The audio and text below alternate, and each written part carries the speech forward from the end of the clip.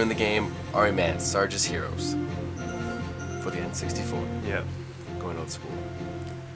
Basically, there's not much of a plot for the story other than like it's green versus tan. Tan's the bad guys. They kidnap all your friends. You have to try and save them. After you escape first. Right. And the tan somehow is this like evil portal machine. Some blue spy. I think it's the only time I've ever seen one of the blue characters other than in multiplayer. Right. Or if you use cheats. Or if you use cheats. That was the only way to get through that game was cheats. Pretty much. It's a really hard game. Very hard. And no checkpoints, which makes it even harder. Right, you like go through the level, you die. Almost at the end, accidentally throw a grenade at your helicopter. It's over. Game over, start with being level. Right. Retarded. Oh, and another thing to add on to like make it more difficult was like the whole laying down kind of glitch thing. Like right. You'd lay down like on a hill so you could kind of maybe try to peek down and snipe shoot them. some tanks or someone.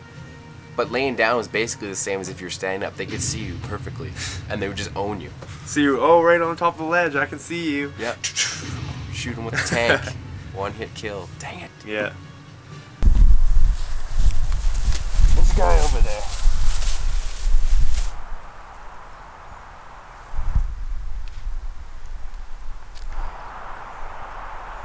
I see you, Green! I can still see you, Green! Also, the cutscenes were quite lacking, I would say. Well, I think they could have at least come up with some sort of, I guess, like voice, even if it's not the words to the, Yeah, all they had was just like at least like Banjo-Kazooie style, where they're like making like noises at least to like say that they're talking. It's just words. Yeah, it's just pure reading. Perfect for kids game. Kids love to read. Yeah. The tanks, they were also like pretty retarded though too. They just go on their duties, I guess, their little route, and then they'd see you, you'd hide behind a house, and then they'd look away and just totally forgot that you were even there. It's like they had Alzheimer's or something. Yeah, just always forget. Yeah. I don't know, if I was in that tank, I wouldn't just be like, oh, there's a guy, and then just turn around and be like, oh, whatever. Yeah. He's gonna own you the next second. Yeah. Well, let's blow out the house that he's hiding behind. How about that?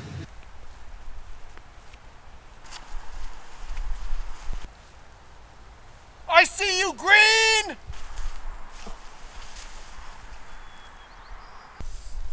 Oh, where'd he go? That's weird. Guess it was nothing.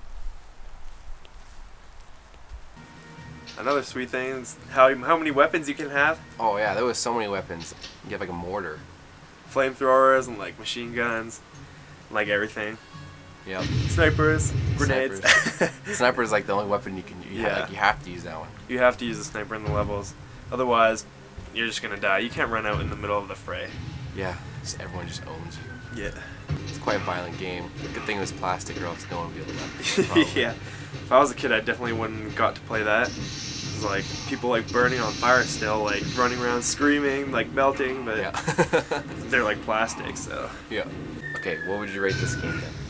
I'd rate it 3 out of 5. It was pretty good, but it was pretty hard. Yeah, it was average. Yeah. Okay. Well, I'll give it a tiny bit above average. 3.5 out of 5.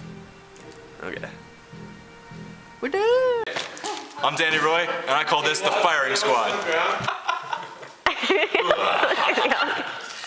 Oh my goodness. Ready? Aim. Fire! Oh, son of a shit, you got me in the face! Like half of you! I definitely was not aiming for your face. I did this. Fire!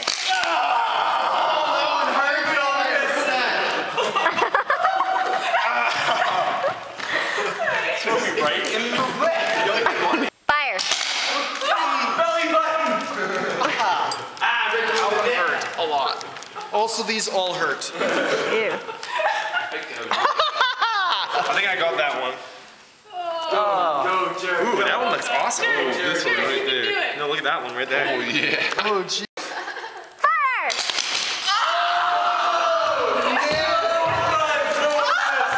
I got him in the neck. I was waiting for it.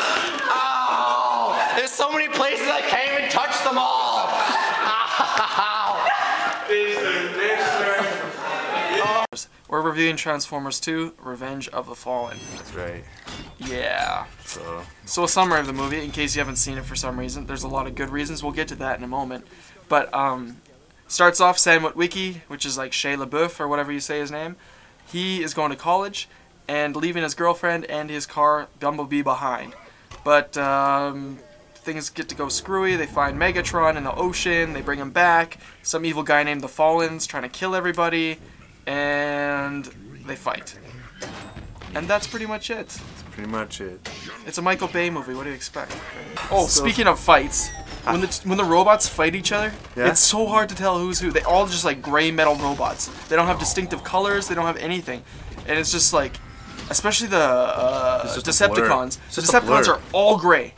And it's like, I thought this guy just died, but no, he's still there. Oh, Starscream, I thought he got ripped. No, he's still alive. His gay lover, Megatron, is still there, too. One of the funniest parts of the whole movie is the part where they're running for their lives. They're always running for their lives, in slow motion. In slow motion, yes. And this part, though, Aquila and Sam, they're running, and Sam's like, I'm bleeding to death, and my clothes are on fire, and I'm covered in ash, and I'm about dead, you know? And Megan Fox is like, I'm so hot and sweaty. Wait. He dies too, and he comes back to life. That's 3 people. 3 people that get resurrected. Anyways, and Megan Fox is just like, I'm red, I'm sweaty, I'm pretty. And then, like, you know, she's just like, she's dangling there, you know.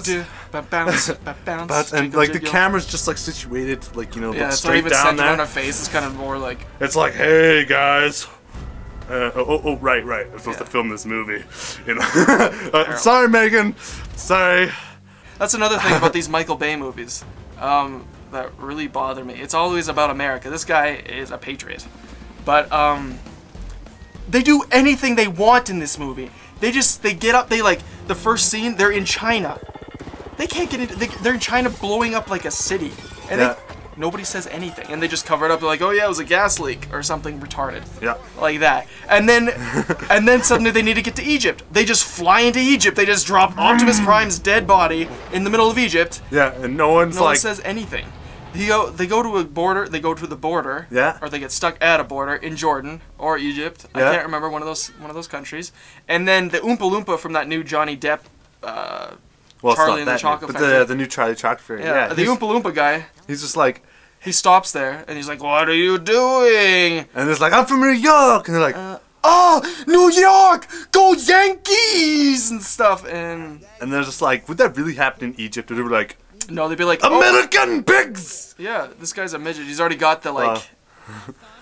especially since they're driving a nice car, it's just like, I could kill them at the border and then sell this car and feed my family for 6 years. Yeah, you have to bribe them. Everybody knows that. Yeah. That's not racist. It's the truth. Gravindi, long time no see. You come to buy curry? Oh, yes. Yes, 34 rupees. No, 26. No, you cannot do that, Panchut. I'll give you 26. Red rubies. No, you cannot do that. Red. Red is more valuable. Your brother got curry in his eyes. Let's beat.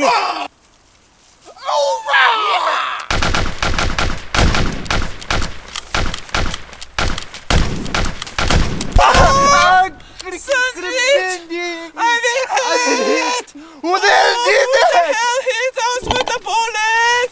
It's okay. Americans. Oh, that's fine. They are good to our country.